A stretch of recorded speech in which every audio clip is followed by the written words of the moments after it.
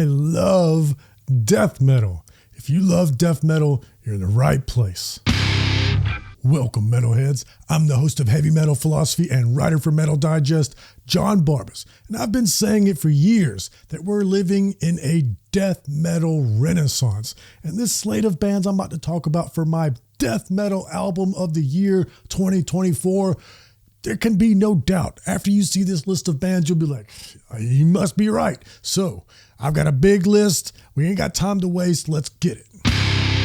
That's right. We're doing 15 bands this week. And even doing 15, there's going to be people that be like, what about this band? That's how many great death metal albums came out this year. For sure, I want to include a band like Deceivers with Maze Envy, an incredible record, but I can only pick so many. And y'all might be saying, how come you're doing 15 this time? You normally keep it to 10 or 5.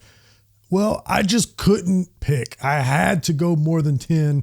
So much great death metal. And right here at number 15 from Tennessee, I have Brodequin with Harbingers of Woe. And there's just simply no way I could do album of the year without including Brodequin. This record absolutely blew me away. I doubt that there is very many brutal death metal records with a deeper growl than what Jamie displays here.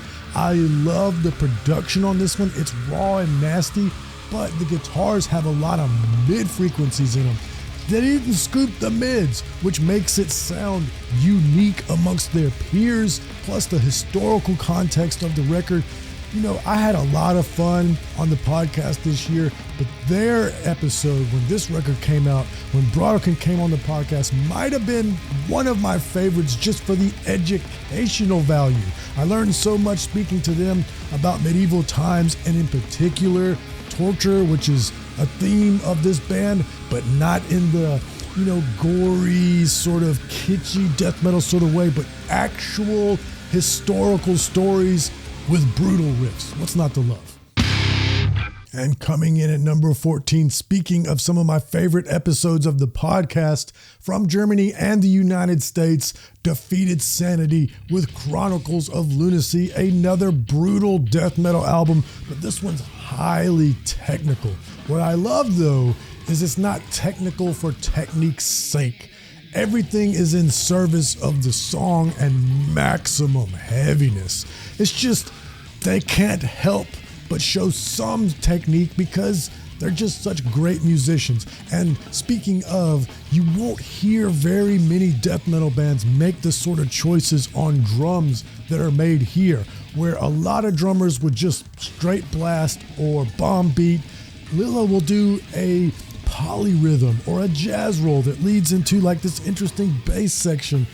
The compositions here are just top notch. And that's what I mean when I say everything is in service to the song. They're not showing off. That's just who they are.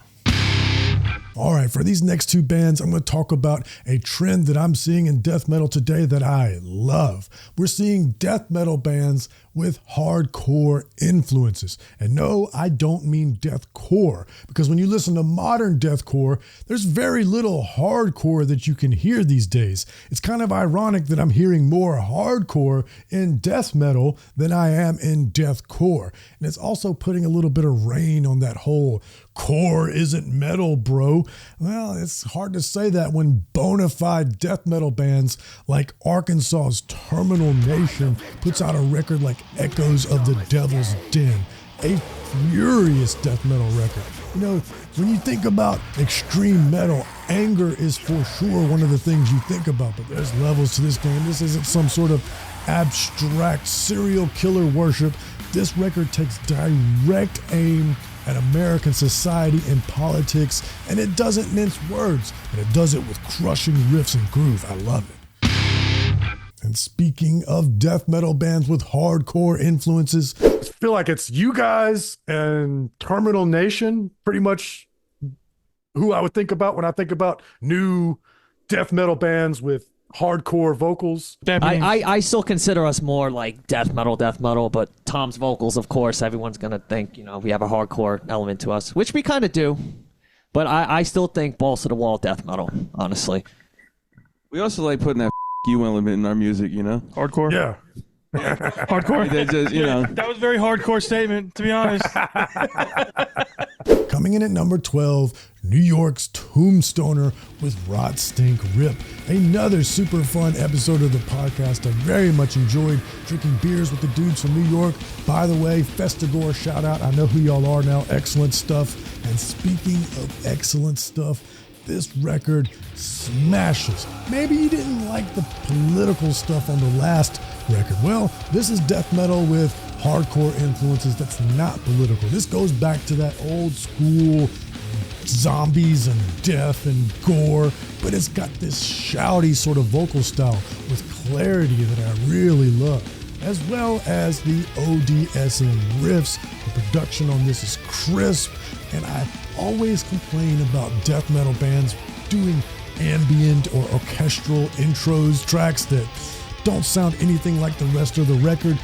This band put an intro track on with, they actually played the instruments on the track. It's an intro track that I will not skip, and I will not skip any of the other songs on this record because it's that good. The vanguard of the new wave of American death metal. We'll be hearing more of those sort of bands coming up in a little bit. Coming in at number 11, New Jersey's Cognitive with Abhorrence, a technical death metal / deathcore band. I would very much lean towards the tech death side, but what I love here is once again, we have a band that is serving the song. Everything is to achieve maximum heaviness. They're not showing off. When your musicians are this good, the impressive riffs will come naturally. You don't have to force it. I really love Shane Joss's vocal delivery. He's got a wide range from fry screams to false chords to shouts. He can do it all. I love the song order on this record. It feels like everything just keeps building to the next crescendo throughout the record. This one has something for every metalhead out there that they could desire, unless they desire soft. Coming in at number 10, from Norway, Blood Red Throne with Nonagon. And this one surprised me.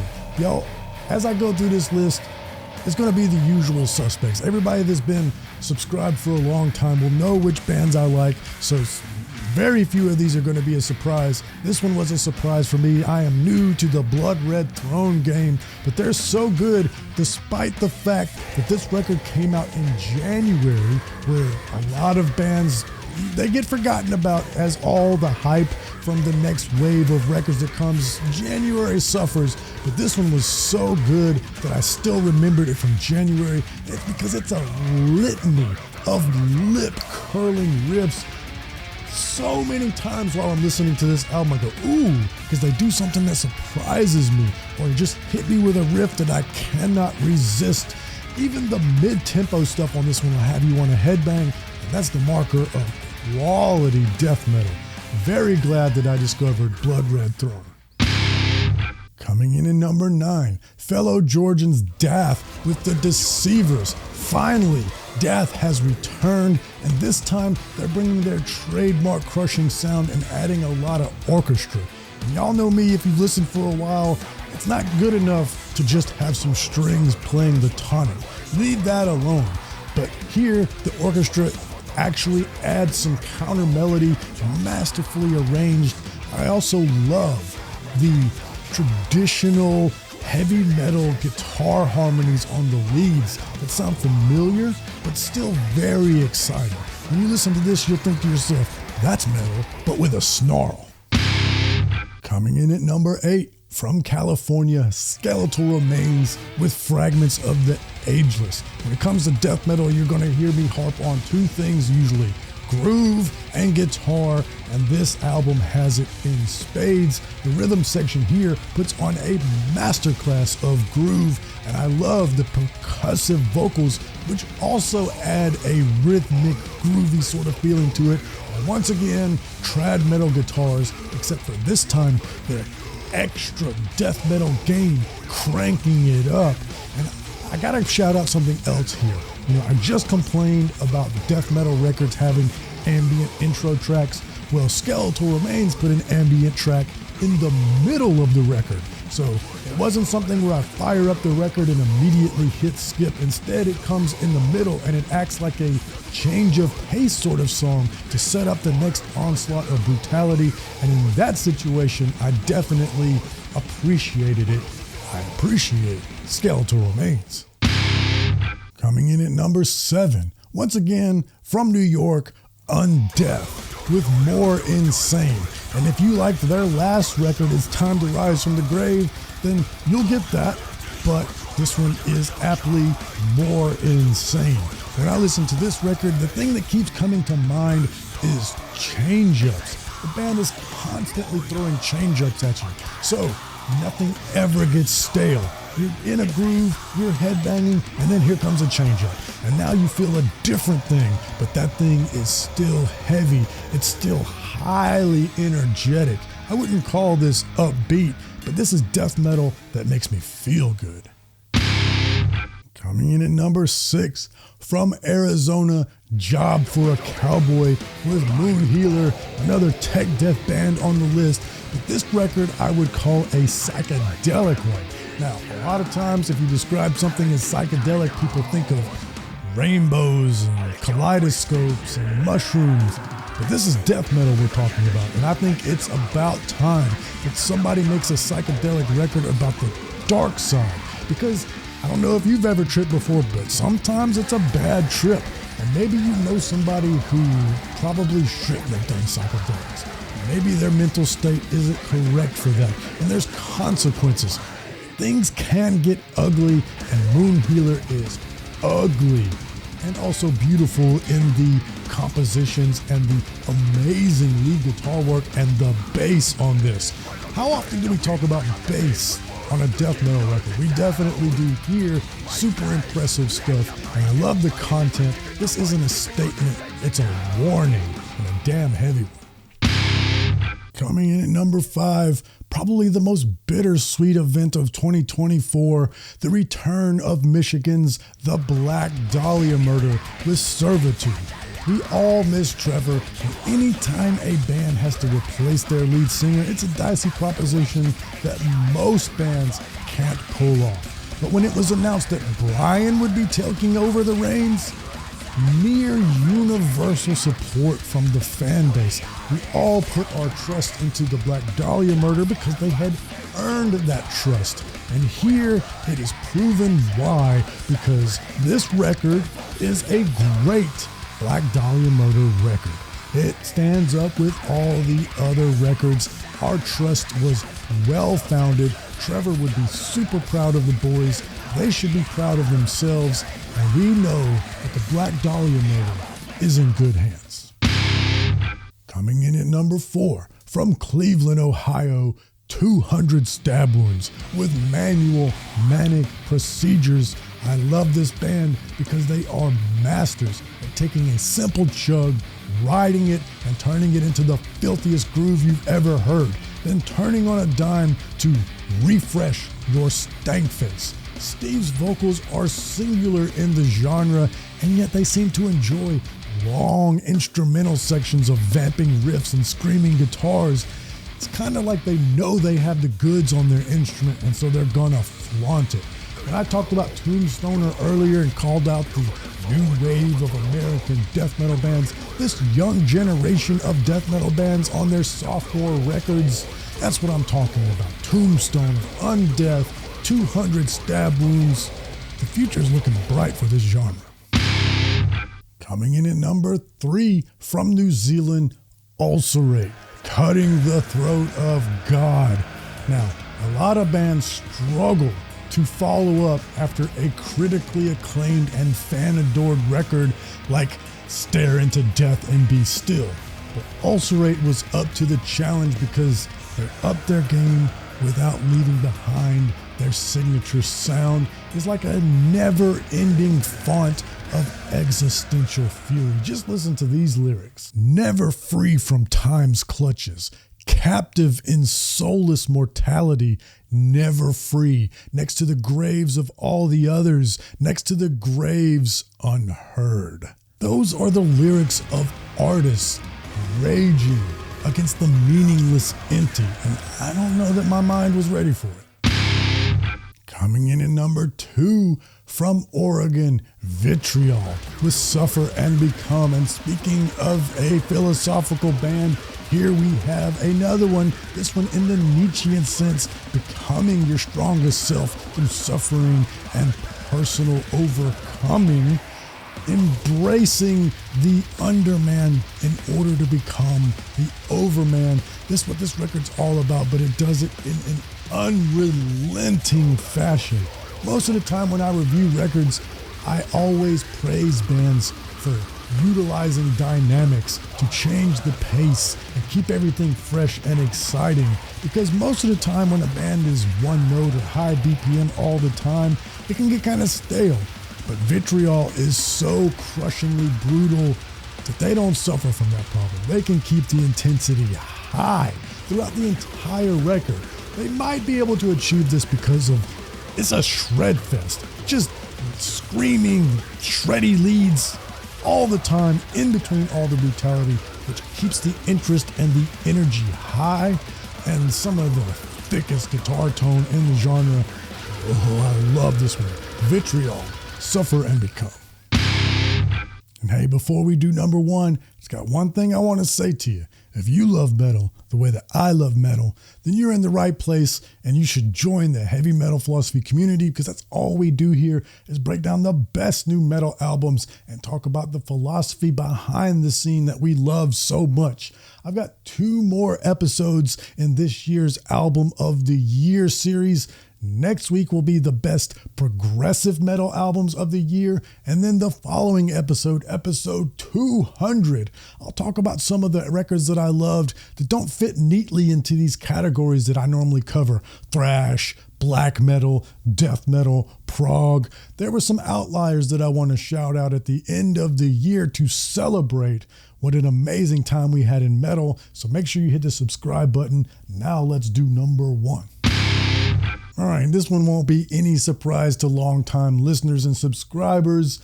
Coming from Italy at number 1, Fulci with Duck Face Killings. And the reason why I picked this one is because every time I listen to it, it makes me want to run through a brick wall. These guys are the unequivocal masters of modern death metal groove. And the vocals are some of the deepest, I'd say, Fulci, Brodequin. Those 2 right there. And the horror movie themes, are lots of death metal bands do it, but very few do it as well as Fulci. And of course, it's because they've got excellent source material. This is almost a concept record of sorts from Fulci's movie about this serial killer in New York. But there's a more important theme than just the death. It's also the city's apathy towards all the killings, which is a brutal part of humanity in and of itself. Riffs, grooves, atmosphere for days. I love Fulci. And before we close, I know what you're thinking. I know what you're thinking right now. You're thinking, Barbas, where is Blood Incantation? How you gonna do a death metal album of the year list and not have Blood Incantation on the list? Well, that's quite easy to answer. Blood Incantation will be on next week's episode about the best progressive metal albums of the year. Yes, I'm doing them in the prog section, but don't worry, there will be other extremely brutal death metal oriented bands on that list. It's just they're proggy. This episode is more for the straight up death metal bands, which Blood Incantation is one, but just not this record. This record was very, very proggy, and I think it deserves to be on that prog list. So if you want to see where they rank on that prog list, then you'll have to be subscribed and stay tuned next week for that episode. So make sure you hit that button, enjoy the riff of the week, but most importantly, read philosophy, listen to metal. I love you.